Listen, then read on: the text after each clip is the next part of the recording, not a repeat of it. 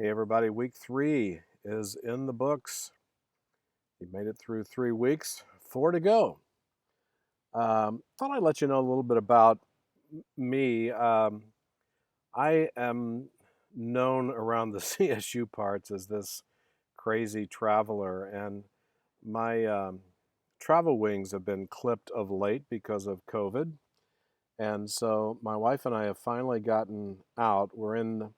Today we're in the Pacific Northwest. My wife has a really unique job slash hobby, and she's called an inn sitter. Now, inn sitters, if you ever wonder, small, medium sized, privately owned hospitality properties, if they ever want to go on vacation, they have two options.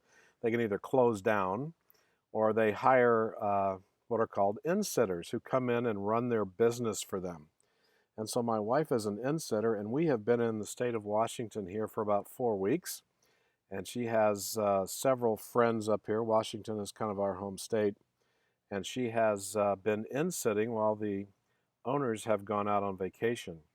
And so I'm not sure if you can see this. I am on a big cliff here, and my wife is here at Sea Cliff Gardens. Let me turn around, and you can see the property. Sorry, I don't mean to make you dizzy, but that is the property back there, and they have lovely, lovely gardens here.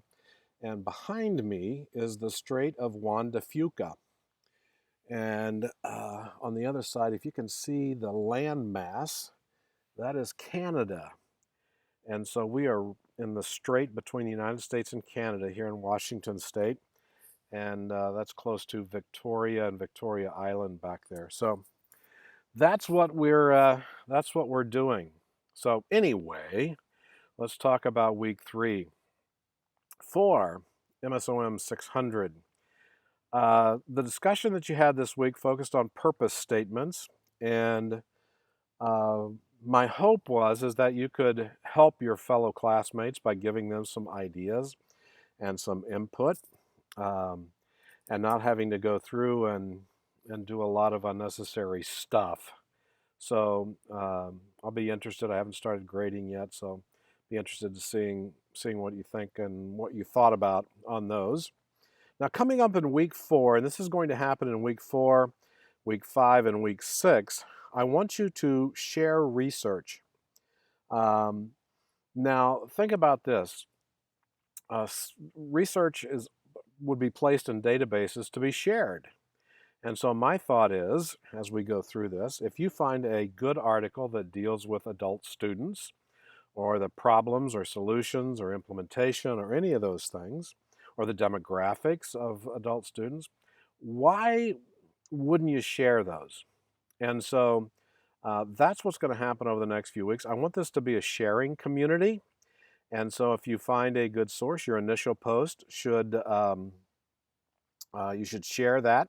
Make sure that you find it at the CSU online library. I don't want a Google search recommendation here.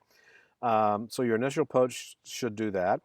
And then I encourage you to go through the post and respond to those that you feel like might have an application to you, and share how you might use that source in your paper, okay? So my hope is to take this online environment and make it a sharing community, particularly as it relates to the research component of this course, all right?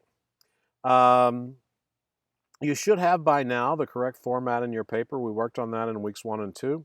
So from here on out, it's all about research. It's all about clarity and a lot of different components that you'll see over the next few weeks.